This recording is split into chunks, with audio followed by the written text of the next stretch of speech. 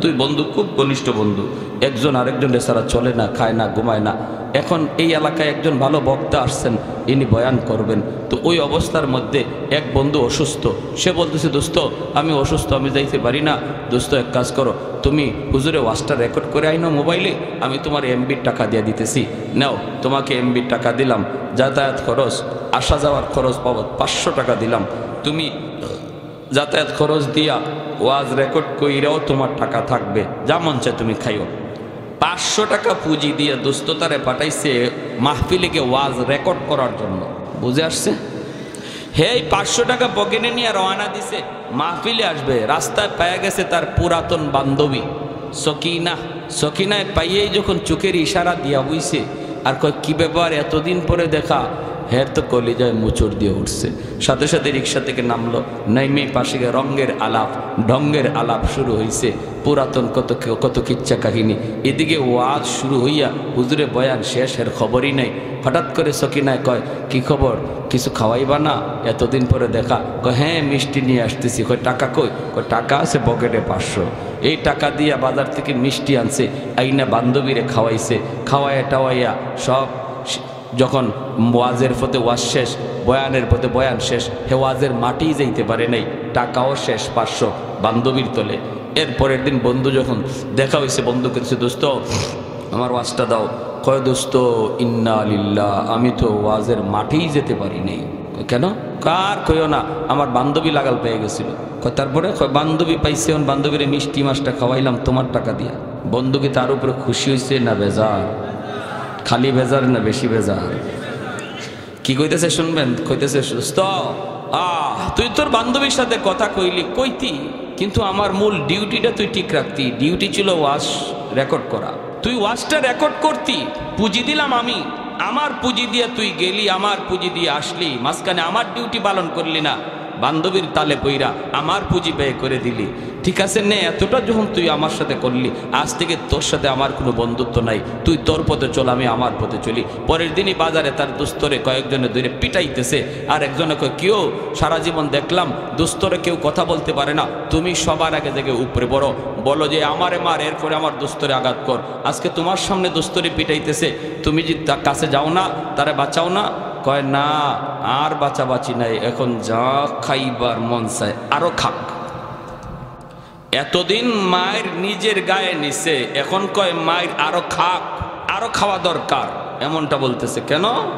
একটাই কারণ। ঠিক তেমনি আল্লাহ বলতেছেন বান্দা, দুনিয়াতে আমি আল্লাহ তোরে ফুজি দিয়া পাঠাইছি, এই হাতটা আমার দেওয়া ফুজি, চোখটা আমার দেওয়া পুঁজি, পাটা আমার দেওয়া পুঁজি, এই সুস্থ বিবেকটা আমি আল্লাহর দেওয়া পুঁজি। এই পুঁজিটা দিয়ে আমি তোরে পাঠাইছি একটা ডিউটি পালন করার জন্য।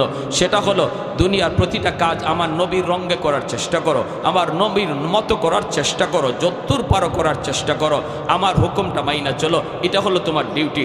এখন দেখা যায় আমার মূল ডিউটি বাদ দিয়া আমার দেওয়া পুঁজি তুমি তোমার মন মতো খরচ করতেছো, তুমি তোমার মন মতো খরচ করতেছো, বান্ধবীর তলে, সকিনার তলে, দুনিয়ার রং তামাশার তলে। এই পুঁজি চোখ ব্যয় করো, আমার দেওয়া পুঁজি হাত ব্যয় করো, আমার দেওয়া পুঁজি পা ব্যয় করো, আমার দেওয়া পুঁজি জেহেন ব্যয় করো। ঠিক আছে নাও, আমার পুঁজি দিয়া যখন ডিউটি করো আরেকজনের, আজ থেকে আমিও তোমার সাথে বন্ধুত্ব ভুলে গেলাম, তুমি তোমার পথে চলো, আমি আল্লাহ আমার পথে। এইবার আমরা মায়ের খাই, আল্লাহ দেখতেছে, যেই আল্লাহ বদরে নিজে মায়ের ফিরাইছে, নিজে মায়ের দিছে, মুসলমান দাঁড়ায় ছিল মাত্র একশনে গেছে আল্লাহ, ওই আল্লাহ আজ আমাদের দিকে তাকায় না, অন্যদিকে তাকায় কয় মায়ের আরো খাও, কারণ আমি আল্লাহর কলিজায় আঘাত দিয়ে দিছি।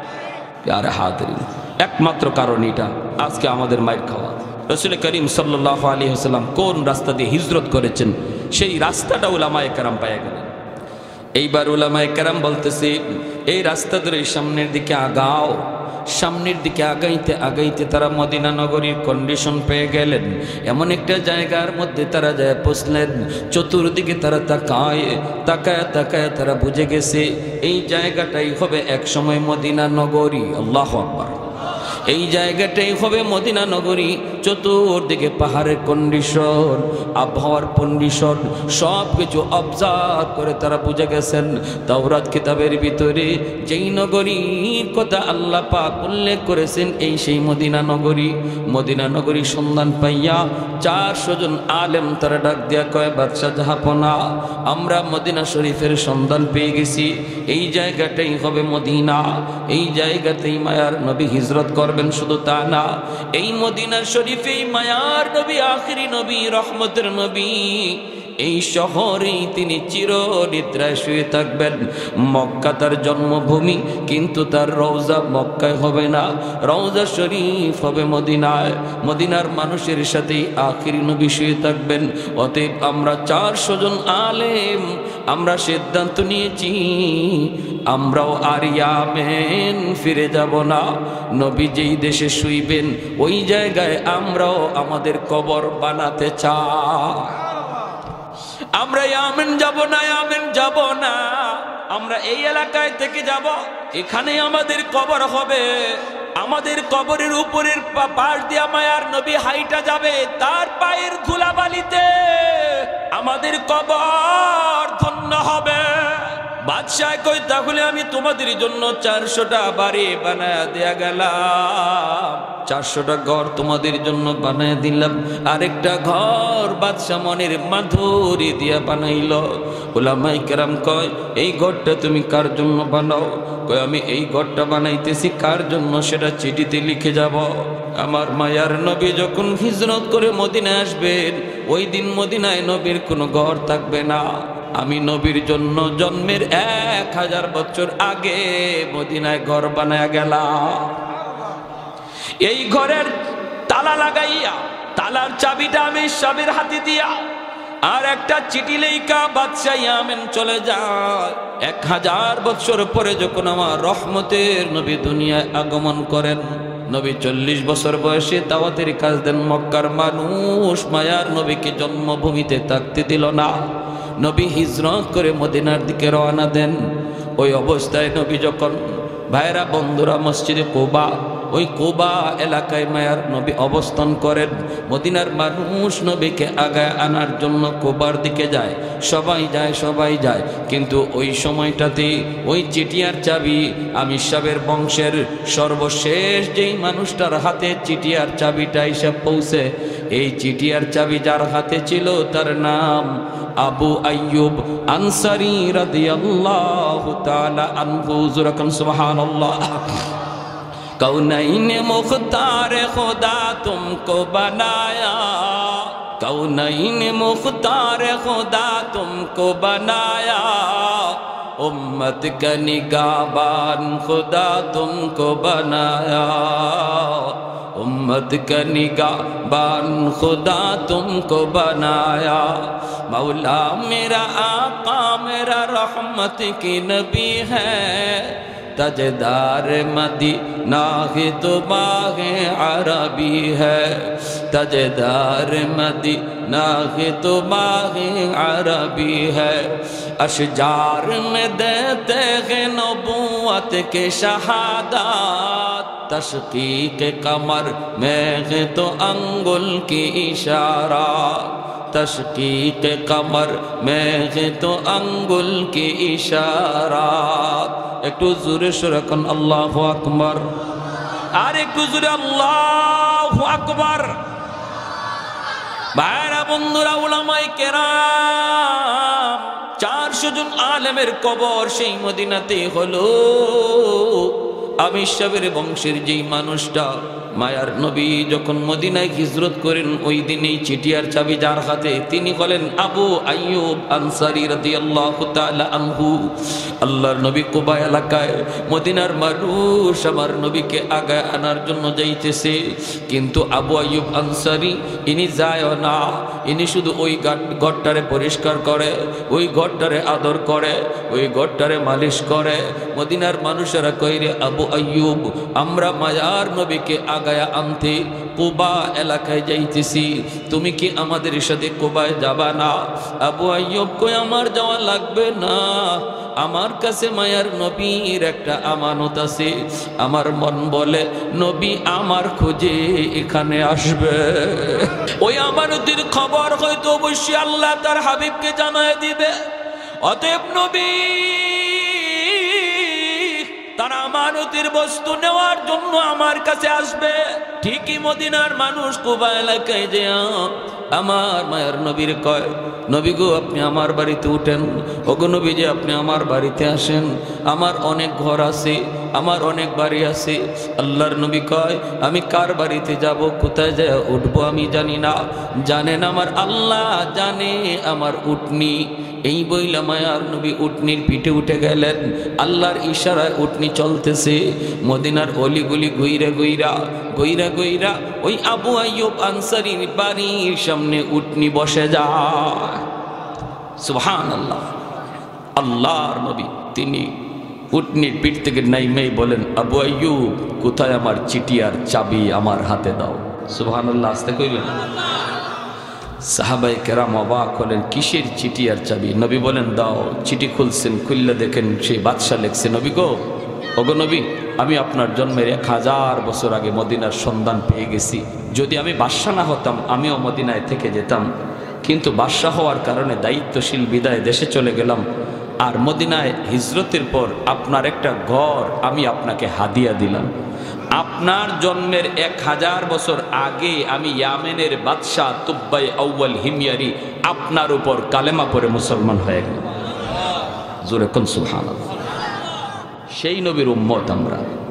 আমি আমারই চিনি না। নবীর জন্মের 1000 বছর আগে বাদশাহ নবীর উপরে ঈমান আনলে মুসলমান হয়, আর আমি নবীর উম্মত হইয়া আজকে আমি আমারে চিনতেছি না, আমি আমার মতো চলতেছি, আমি আমার রঙে চলতেছি, আর আল্লাহ মুখ ফিরে অন্যদিকে বয়ে রয়েছে। ভাইরা, অতএব এই মুহূর্তে তামাম পৃথিবী জুড়ে এক চরম এক অশান্তি কাজ করতেছে। মুসলমানের দিকে ষড়যন্ত্র ধেয়ে আসতেছে। এই মুহূর্তে আমাদের সবচেয়ে বড় পাওয়ার আর অস্ত্র হলো আল্লাহকে পাশে রাখা। এ ভাই, আজ থেকে 300 বছর আগের ঘটনা। মালদ্বীপ নামে একটা দেশ বিশ্ব মানচিত্রে আছে। এই মালদ্বীপের মানুষ তারা সব ছিল মূর্তি পূজারী, অগ্নি পূজারী। ওই মানুষগুলি অগ্নির পূজা করত, আগুনের পূজা করত। এই মানুষগুলা তারা একদিন এই মালদ্বীপের মানুষ জেলেরা বেশি বেশি এরা মাছ ধরতো, সাগরে নামে মাছ ধরতো। মাছ ধরতে নামছে জেলেরা, হঠাৎ করে তাকায় দেখি একটা কাঠের উপরে ছোট্ট একটা বালক, 8 বছর 9 বছরের একটা বালক কাঠের উপরে ভাসতেছে। অর্থাৎ একটা জাহাজ, সৌদি আরবের জাহাজ এসে ডুবে গেল রে যুবক। ওই জাহাজের ভিতরে যতগুলি মানুষ ছিল সবাই মারা গেছে, কিন্তু একটা বালককে আল্লাহ কুদরতিভাবে বাঁচায় নিছে, যেই বালকের সিনার মধ্যে 30 পারা কোরআন। 7 বছর 8 বছর বয়সে কোরআনের হাফেজ হয়নি না হয় না? জোরে কর না, হয়নি না হয় না? 1 বছরও লাগে না, মাত্র 6 মাস, কোথাও 6 মাসও লাগে না, 3 মাসও হাফেজ হয়ে যায়। এটা বাহাদুরি করে সম্ভব? এটা কার দান? জোরে বলেন কার? হাফেজে কোরআন, হাফেজে কোরআন কাঠের উপরে ভাসতেছে। আল্লাহ নবীর দেশের মানুষ মালদ্বীপের জেলেরা নৌকায় তুইলা তারে বাঁচাইয়া বাজারে বিক্রি করবে গোলাম বানায়া। বাজারে উঠাইলো। মালদ্বীপের মানুষ তো এত সুন্দর নয়, কিন্তু এই বালকটা তো এত সুন্দর, পূর্ণিমার চাঁদের মতো চেহারা হবেই তো, কারণ আমার নবীর দেশে জন্ম, ঠিক না? বাজারে উঠাইলো, বিক্রি করবে। যে মানুষগুলা কিনতে আয় অনেক চড়া দাম চায়, কেউ নিতে পারে না। হঠাৎ করে একজন মহিলা, হিন্দু মহিলা, মূর্তি পূজারী, অগ্নি পূজারী, ওই মহিলা খবর পাইল মহিলার অনেক ধন আছে, দৌলত আছে, সম্পদ আছে, কিন্তু তার ছেলে সন্তান নাই, আছে শুধু একটা মেয়ে সন্তান। এ চিন্তা করলো মেয়েটাকে বিয়ে দেওয়ার পর স্বামীর বাড়ি চলে যাবে, আমাকে বৃদ্ধ বয়সে কে পালবে, আমাকে কে খাওয়াবে, একটা ছেলের তো আমার প্রয়োজন। অতএব এই ছেলেটাকে আমি যা পয়সা লাগে কিনে আনবো। মহিলা পয়সা নিয়ে বাজারে হাজির হয়ে গেল। জেলেদেরকে বলতেছে কত টাকা লাগবে, নেও আমার কাছে বিক্রি করো। বিক্রি করে নিয়ে আইসা কয়, বাবা তুমি আমার গোলাম না, তুমি আমার পুত্র, তুমি আমার ছেলে, আমি তোমার মা। হাফেজ কোরআন মহিলাকে আম্মু কয়া ডাকে, বোনটারে বোন কয়, বোনও তারে ভাই কয়। চলছে সুন্দরের সংসার, সুন্দরী চলছে। হঠাৎ করে একদিন হাফেজ কোরআন দেখে মা কাঁদতেছে। মা তুমি কেন কান্দো, কান্নার কারণ কি? মহিলায় কয়, বাবা রে, ও বাবা, প্রতি বছর মালদ্বীপে সিডর হয়, জলোচ্ছ্বাস হয়। রাত যখন 12টা বেজে যায়, প্রতি বছর নির্ধারিত টাইমে নির্ধারিত রাতে মালদ্বীপে সিডর হয়। পানি আইসা বহু মানুষকে মারে, বহু মানুষের প্রাণহানি ঘটে। বাদশাহ জ্যোতিষীদেরকে বলেছিল, জ্যোতিষীরা, জ্যোতিষী বিদ্যা পরে তোমরা বের করে দেখো এটা কেন হয়, কি জন্য হয়। জ্যোতিষীরা গণকেরা বলল, এটা একটা খবিস জিন্নাতের কারসাজি। এই জিন্নাতের কারসাজি, খবিস জিনের কাজ। ওর কাছ থেকে যদি বাঁচতে হয় তাহলে সাগরের পারে যে একটা রাম মন্দির, এই রাম মন্দিরে একজন কুমারী সুন্দরী মেয়েকে প্রতি বৎসর এই রাতে রেখে দিতে হবে সন্ধ্যার সময়, তাহলেই সিডর হবে না। কিন্তু সকালবেলা মেয়েটাকে জীবিত পাওয়া যাবে না, সকালবেলা তার লাশ পাওয়া যাবে। বাদশাহ কয়, ক্ষুদ্র স্বার্থ জলাঞ্জলি বৃহৎ স্বার্থের কারণে সুন্দরী মেয়েদের তালিকা তৈরি করো। প্রতি বছর লটারি দেওয়া হবে, এই লটারিতে যেই মেয়েটার নাম উঠবে তারই আমরা মন্দিরে রেখে দিব। ওই খবিস জিনের বুক দিব, খবিস জিন্নাতের বুক দিব, তাহলেই সিডর হবে না। বাবারি এই বছর লটারিতে নাম উঠে গেছে আমার একমাত্র মেয়েটার। ও বাবা, সন্ধ্যা হওয়া মাত্রই আমার মেয়েটাকে ওরা জোরপূর্বক ধরে নিয়ে যাবে। এজন্য আমি মা কাঁদতেছি। বাবা বলো না, আমি মা কেমন করে সেটা সহ্য করব? আমি তো মা। কোনো মা সন্তানের মৃত্যু চোখের সামনে দেখতে পারে না, কোনো বাবা সন্তানের মৃত্যু চোখের সামনে সইতে পারে না। কত মা এমন আছে কয়, মালিক আমার হায়াতটা আমার সন্তানরে দিয়ে দিলাম, তবু আমার সন্তানরে তুমি বাঁচাও। মা হাউমাউ করে কান্দে। হাফেজে কোরআন কয়, মা টেনশন তুমি করো না, সমাধান আমি দেব। আল্লাহু আকবার, জোরে কন। মা তুমি টেনশন করো না, সমাধান আমি দেব। মহিলা কই, বাবা তুমি আবার কেমন করে দিবা? হাফেজে কোরআন কই, মা আমার বোনটারে নানার বাড়ি পাঠায় দাও। নানার বাড়ি, নানির হাতের পিঠা খাক। আর বোনের জামা কাপড় পরাইয়া আমাকে মেয়ে লোক বানাইয়া পালঙের উপর বসায় রাখো। ওরা আমাকে মেয়ে লোক মনে করে নিয়ে যাক, মন্দিরে রেখে দুক, এরপরে আমি বুঝবো আর জিনে বুঝবে। আল্লাহু আকবার। খবিস জিনের কত বড় শক্তি আমি দেখব।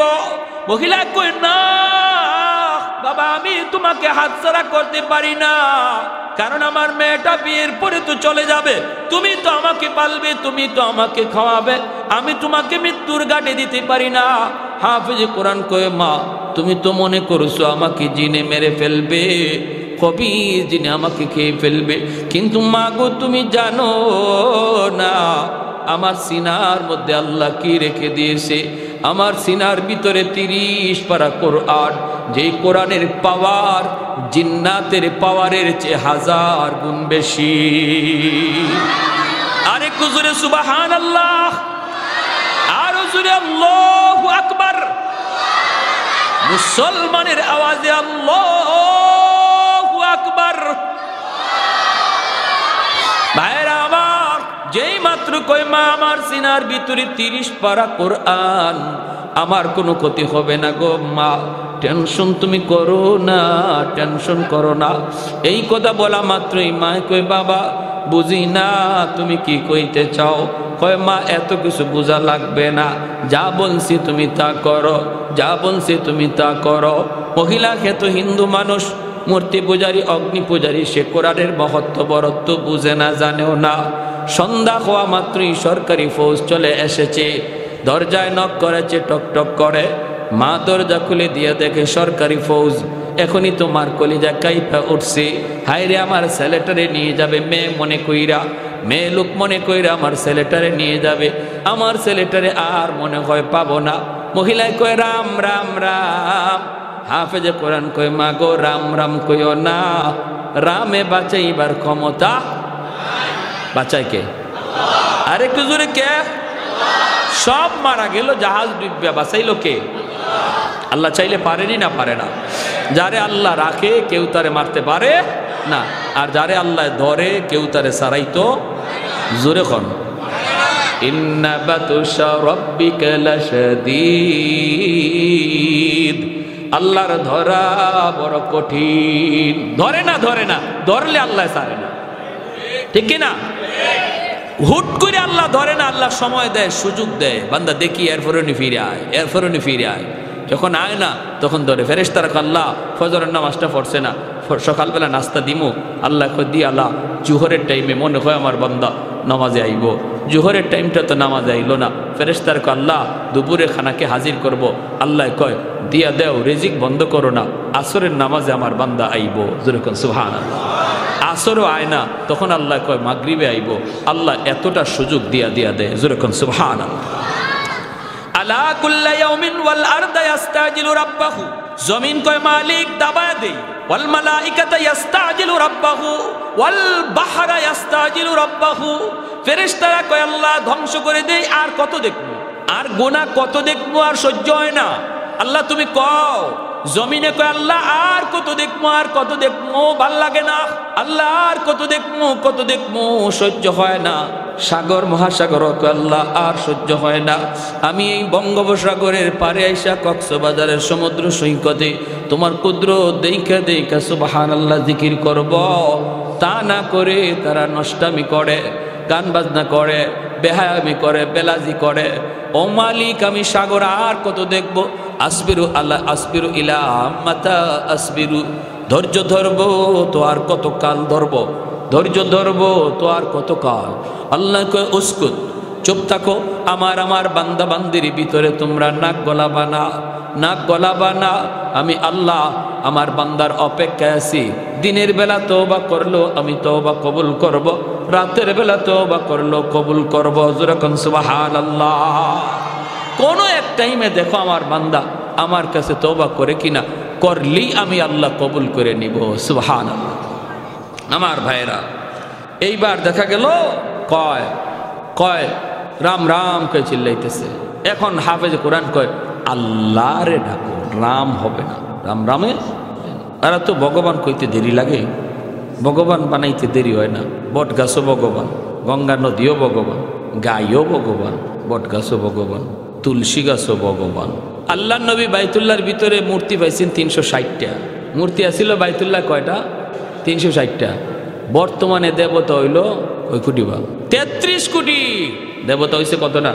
360 আসিল দেবতা, বর্তমানে চলছে 33 কোটি দেবতা। এটা যে আরো কত কোটি যায়, কারণ অবাক কিছু দেখলেই, আশ্চর্যের কিছু দেখলেই ভগবান বানাইতে দেরি হয় না। বট গাছ বয়স কত? 100 বছর, হয়তো ইডুই ভগবান। গাই ওরে আল্লাহ দুধ দেয়, উলান কাটলে দুধ পাওয়া যায় না, তে ভগবান এটাই। তুলসী গাছ এটা কেন লাগে ভগবান? এটা খাইলে, এটার পাতা খাইলে কাশ কমে যায়, তে এটাই ভগবান। হয়েছে নি কাম হয়েছে? উসমান হারুনি ইনি গেছেন খাদেম লইয়া, শীতের দিন প্রচণ্ড শীত, উনি অজু করবে, ওই অবস্থায় দেখতেছে কি যে পানিটা, অজুর পানিটা একটু গরম করবে উসমান হারুনি। তখন খাদেমকে বলতেছে বাবা দেখতো একটু আগুন নি পাওয়া যায়, আমি একটু অজুর পানিটা গরম করব। তো খাদেম যায় পাইছে আগুন, কিন্তু আগুনের পাশে মানুষজন আগুনের পূজা করে। উনি গিয়ে কয় ভাই একটু আগুন দিবা? ওই লোকগুলা কয় না, আমরা আগুনের পূজা করি, আমরা কোনো মুসলমানরা আগুন দিতে পারি না। খাদেম আইসা কয় হুজুর এরা আগুন দিবে না কেন? কয় ওরা আগুনের পূজা করে, এজন্য আগুন আমাগরে দিবে না। উসমান হারুনি তিনি খাজা মঈনুদ্দিন চিশতি রহমতুল্লাহি আলাইহির উস্তাদ, তিনি চলে গেছেন, গিয়া বলতেছে ভাই একটু আগুন দাও না। কয় না, বললাম তো দিব না। কেন? কয় আমরা আগুনের পূজা করি। কেন? কয় আগুনের পূজা করি এজন্য, আমাদের বাপ দাদাও করছে। কেন করছে? কয় যা শুনছি আগুনের পূজা করলে মরণের পরে আগুন জ্বালাবে না, আগুনে একটু মায়া করবে, এজন্য আমরা দুনিয়াতে আগুনের পূজা করি। উসমান হারুনিকে ভালো কথা, মরার পরে যদি আগুনে তোমাদেরকে মায়া করে পূজা করলে তাহলে তো পূজা করতায় আরও বেশি করে করো, তবে একটু টেস্ট করে দেখো না তোমাদের পূজা এই মূর্তি কবুল করতেছে কি না করতেছে না, সে কি তোমাদের পূজার উপরে সন্তুষ্ট না অসন্তুষ্ট, এটা একটু টেস্ট করে দেখো। দুনিয়াতে মূর্তি পূজারীরা কয়, আগুন পূজারীরা কয়, এটা আবার কেমনে? ওসমান হারুনি কয় আঙ্গুলটা আগুনের মধ্যে দিয়া দেখো আঙ্গুল জ্বালায় কিনা, যদি আঙ্গুলটা না জ্বালায় তাহলে বুঝবা তোমাদের উপরে আগুন সন্তুষ্ট, মরণের পরেও জ্বালাবে না। আর যদি দুনিয়াতে আঙ্গুল জ্বালায় তাহলে বুঝবা এই পূজায় কাম হইতেছে না, মরার পরে আঙ্গুল না খালি পুরা বডি জ্বালায় সার করবো। এই অগ্নি পূজারীরা কই রে মৌলবী তো বড় চালাকরি, আইসা আমার করে আগুন দিয়ে জ্বালাইতো। কয় মেয়ে আগুনের অভ্যাসই তো জ্বালানো, আগুনের মধ্যে যা দেয় তাই তো জ্বলে, আগুনের স্বভাবটাই তো জ্বালানো। ওসমান হারুনি কয় না, আগুনের স্বভাব জ্বালানি না, আগুন তার মালিকের কথায় চলে, মালিক যদি ইশারা দেয় জ্বালায়, যদি ইশারা না দেয় জ্বালায় না। এজন্য ইব্রাহিম খলিলকে জানায় নাই, মুসা কালিমুল্লাহকে তুর পাহাড়ে জ্বালায় নাই। অগ্নি পূজারীরা কই মিয়া মুসা ইব্রাহিম বুঝি না, তুমি কিছু পারবাইনি দেখাও, আমরা যা দেখি আগুনে জ্বালায় না, আগুনে জ্বালায়। ওসমান হারুনি কয় তাহলে দেখবা, এই বইলেই ছোট্ট একটা বাচ্চারে টাস করে কুলে নিয়া একটা লাভ দিয়া আল্লাহু আকবার কইয়া আগুনের ভিতরে চলে গেছে। মূর্তি পূজারীর দল একজন আরেকজনরে কয় রাম রাম রাম রাম রাম, কয় মৌলবী মরছে মরুক, কিন্তু আমাদের ছোট বাচ্চাটার কি দোষ ছিল? বলালই তো একটা লাগতেছে। উসমান হারুনি আগুনের ভিতরে ওরা চিল্লাইতেছে, চিল্লায় নিজের বাচ্চার লাগে, উসমান হারুনি লাগে না, উনি জ্বলছে জ্বলুক, বাচ্চাটারে জ্বলে গেছে। হঠাৎ করে তাকায় দেখে আগুনের ভিতরে উসমান হারুনি ছোট বাচ্চাটারে চুমা খায়, আদর করে আগুন আগুনের মতো কইরা লাফায়। আল্লাহর ওলিয়ার বাচ্চাটার গায়ে আগুন লাগে না। আবার তিনি আগুনের ভিতর থেকে বেশ কিছুক্ষণ সময় কাটাইয়া আল্লাহু আকবার বলে তিনি বের হয়ে আসলেন। এইবার অগ্নি পূজারীরা কয় হায় হায় হায়, এতদিন যাবত আমরা কারে ভগবান কই, আগুন তো ভগবান না, আগুনের চেয়ে বড় ভগবান হলো যারে আগুন জ্বালাইছে না। ওই বুঝছেন ভগবান কেমনে বাড়ায় দেখে। এখন উসমান হারুনির সেজদা দেওয়া শুরু করছে, কয় আপনিই ভগবান, আগুনে আপনারা জ্বালাইছেন আপনি। উসমান হারুনি লাঠি লইয়া, জাহিলের জাহিল, তোমরা তো দেখলেই ভগবান কইতে দেরি। আরে আমারে যে আগুন জ্বালাইছে না, এটা আমার কোনো কৃতিত্ব আর বাহাদুরি না। আমি যেই মালিককে মালিক কয়া ডাকি, আমি যেই মালিকের পূজা করি, গুণগান গাই, এই মালিকের যদি ইবাদত বন্দেগী তোমরা করো আর তারে চিনো আর তারে মানো, তাহলে আগুন তোমরারেও জ্বালাবে না, সাথে সাথে সব কালেমা পরে মুসলমান হয়ে গেল। ভাইয়েরা আমার, মহিলায় কয় রাম রাম, হাফেজে কোরআন কয় না, চিল্লায় না। এরপরে সরকারি ফৌজগুলি ভিতরে ঢুইকা চেহারা দেখা কয় হায় রে এত সুন্দর মেয়েটা, আজ আমরা এই মেয়েটাকে জিন্নাতের ভোগ বানাবো, রাম মন্দিরে রেখে দিব। হায় হায় হায়, হাফেজে কোরআনকে নিতে চায়। ভাইয়েরা বন্ধুরা, সে বলতেছে আমাকে ধরা লাগবে না, আমাকে টান দিতে হবে না, জোর জবরদস্তি করতে হবে না, আমি নিজেই মন্দিরে যাব। এই বইলে সে রওনা দিল। বলুন তো মেয়ে লোকের পোশাক পইরা যে বসা, সে কি মেয়ে লোক নাকি ছেলে?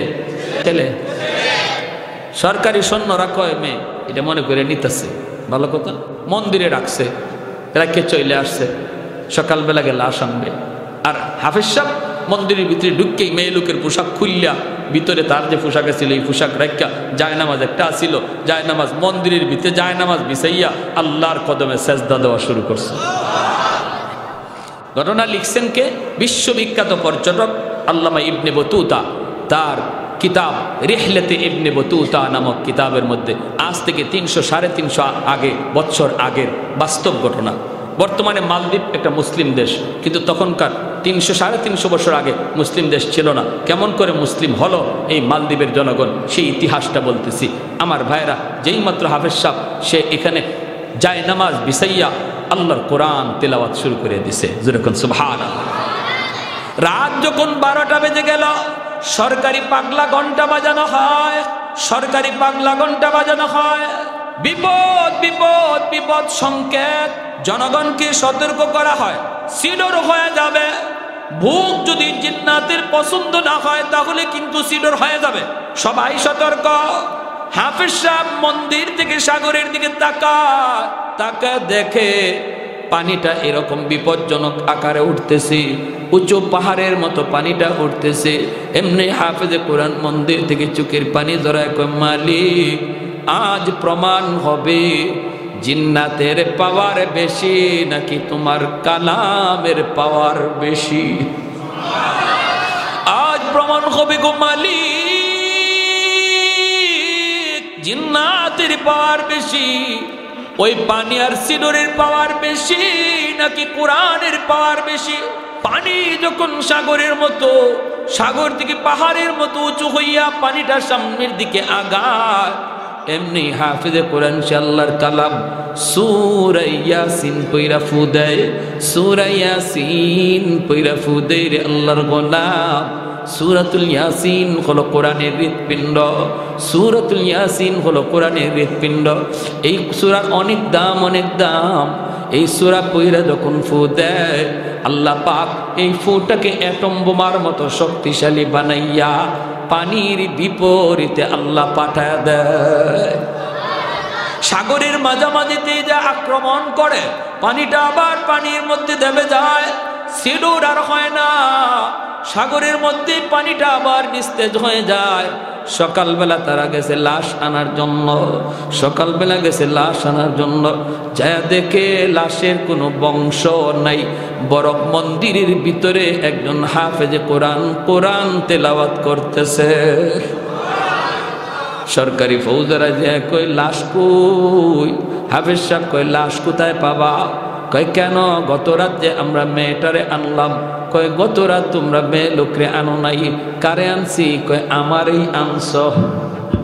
চোখগুলো বড় বড়। কই কি কষ্ট, আমরা আনলাম মেয়ে মানুষ, তুমি ছেলে মানুষ। কারে বলো, আমি আমার বোনের কাপড় চোপড় ফইরা মেয়ে লোক সাহায্যে বসা আসিলাম। হয়তো তুমি বসা আসিলা মন্দিরে, তুমি আসিলা? বলে হ্যাঁ মন্দিরে আমি ছিলাম। কত সিডরও হলো না, তুমিও মরলা না, সিডরও হলো না, তুমিও মরলা না, ঘটনা কি? হাফেজে কোরআন কয় তোমরা কি মনে করেছো আমাকে জিন্নাত মেরে ফেলবে? তোমরা তো কেউ জানো না আমার সিনার ভিতরে আল্লাহ কি পরিমাণ পাওয়ার রেখে দিয়েছে।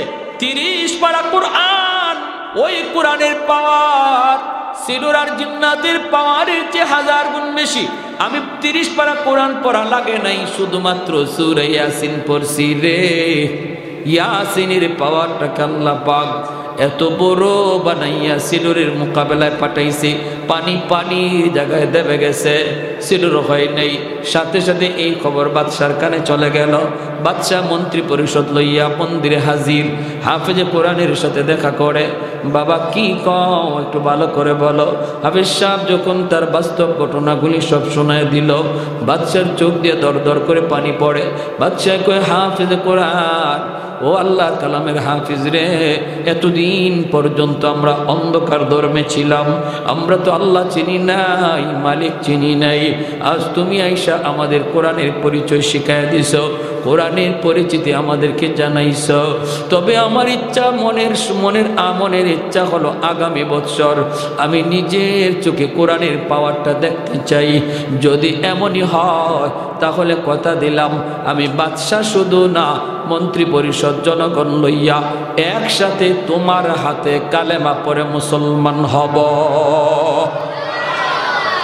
আগামী বছর এই দিনে আবারও তারে মন্দিরে রেখে দেওয়া হয়, সিডর হবে। আবারও সে এরকম কোরআন পয়রা ফু দেয়। আল্লাহ পাক কোরআনের পাওয়ার বাদশারে দেখাইলেন, মন্ত্রী পরিষদরে দেখাইলেন, জনগণরে দেখাইলেন। সবাই এক বাক্যে তখন হাফেজ সাহেবের হাতে হাত রেখে কালেমা পড়ে মুসলমান হয়েছে। সেই দিন থেকে মালদ্বীপের ইতিহাস হলো বদলে গেল, মানচিত্র বদলে গেল, ধর্মের পরিচিতি বদলে গেল। আজ বিশ্ব মানচিত্রে মালদ্বীপ হলো একটা ইসলামী রাষ্ট্র, একজন হাফেজে কোরআনের খাতিরে। আরেক হুজুর কোন সুবহানাল্লাহ। ভাই মনে রাখবা, কোরআনের হাফেজের বাপ মাকে আল্লাহ পাক হাসরের মাঠে ডাক দিয়া কইব, কই আমার কোরআনের হাফেজের বাপ মা? আমি আল্লাহ নূরের মুকুট লইয়া বসা, নূরের মুকুট লইয়া আল্লাহ পাক বসা থাকবে। দুনিয়াতে আজকে উস্তাদগণ তাদেরকে পাগড়ি মাথায় দিয়ে দিবে, কিন্তু আমরা যারা পাগড়ি দেব বাচ্চাদেরকে, এই বাচ্চাগুলির বাপ মার চেহারার দিকে আল্লাহর মায়ার নজর। কারণ দুনিয়ার জগতে তার বাপ মা কত কথা শোনা লাগছে, মানুষজন তারে বাধা দিছে, কতজনে কত কথা বলছে না মাদ্রাসায় পড়ায় না, মাদ্রাসায় পড়লে খাইবে কেমনে, চলবে কেমনে, সংসার পালবে কেমনে, বউ পালবে কেমনে, কত কত কথা, কত কথা। সমাজের মানুষ চলতেছিল একদিকে স্রোতের তালে তালে স্কুল কলেজ ভার্সিটির দিকে, কিন্তু যেই হাফেজে কোরআনের বাপ মা স্রোতের তালে তালে চলে নাই, স্রোতের উল্টা দিকে চলছে আমার আল্লাহকে খুশি করার জন্য, ওই বাপ মার চেহারার দিকে আল্লাহ মায়ার নজরে তাকায়। কিয়ামতের ময়দানে আল্লাহ পাক এরকম একটা পাগড়ি লইয়া দাঁড়ায় থাকবে আর বলবে, আসো দুনিয়াতে তোমাদের সন্তানের মাথায় পাগড়ি পরাইছে মানুষ, আজ হাসরের মাঠে পাগড়ি পরাবো তোমরা বাপ মার মাথায় আমি আল্লাহ নিজে। মান করা আল কুরআন ওয়া আমিলা বিমা ফিহি উলবিসা ওয়ালিদাহু তাজান ইয়াউমাল কিয়ামাহ। এজন্য ধন্য ওই বাপ মা, যেই বাপ মার সন্তান আজকে পাগড়ি নিবে, ধন্য ওই দাদা, ধন্য ওই দাদি, যেই দাদা দাদির নাতিটা আজকে পাগড়ি নিবে। ভাইরে, জন্য মনে রাখবা, সন্তান কিন্তু রেখে যাব আমি আপনি কবরে। এই সন্তান যদি সদকায়ে জারিয়া হয়, সে যদি হাফেজ হয়, আলেম হয়, কিয়ামত পর্যন্ত তার দ্বারা হাফেজ হবে, আলেম হবে। আমার গুনার কারণে যদি আমি কবরে শাস্তি পাই, আমার আওলাদের খাতিরে আল্লাহ কবরকে জান্নাতের বাগান বানাবে। ছোট বাচ্চাটা বাবার কবরের পাশে গিয়ে ইয়াসিন তেলাওয়াত করে, ছোট বাচ্চাটা দাদার কবরের পাশে গিয়ে ইয়াসিন তেলাওয়াত করে, আল্লাহ পাক কবরের আযাব মাফ করে জান্নাতের বাগান বানায়। আর যদি সন্তানটারে তুমি দিন না শিখাও, বাবার কবরের পাশ দিয়া গান গায়া গায়া চলে যাবে, মোটো দিলের মধ্যে লাগবে না। আমার সন্তান আমার কবরের পাশে গান গাইবে না তেলাওয়াত করবে, সিদ্ধান্ত নিবে বাপ মা। জোরে কোন ঠিক না? সিদ্ধান্ত নেবে বাপ মা। বাপ মার সিদ্ধান্ত যদি সঠিক হয়, সন্তান মা বাবার কবরের পাশে ইয়াসিন তেলাওয়াত করবে। বাপ মার সিদ্ধান্ত যদি রং হয়, বন্ধু বান্ধব নিয়ে গান গায়া মোবাইল টিপে টিপে চলে যাবে, পাশেই বাবার কবর, মায়ের কবর একটু দিলে বাঁচবে না। ভাইরে, এমন সন্তান দুনিয়ায় রাখার কোনো অর্থ নাই। সন্তান দুনিয়াতে জন্ম দেওয়ার, সন্তান দুনিয়াতে রেখে যাওয়ার, বাপ মার জন্য বহুত বড় সম্পদ হওয়া চাই সদকায়ে জারিয়া। আমি আমার গুনার কারণে আটকা পড়ে গেল, সন্তানের উসিলায় যেন আল্লাহ মাফ করে দেয়। ঠিক কিনা? জোরে কোন, আরো জোরে কোন, ঠিক কিনা? প্যারে হাজরিন, এজন্য আর লম্বা করতে পারলাম না। প্রত্যেকে আমরা এই খেয়াল রাখবো, আমার আওলাদ যেন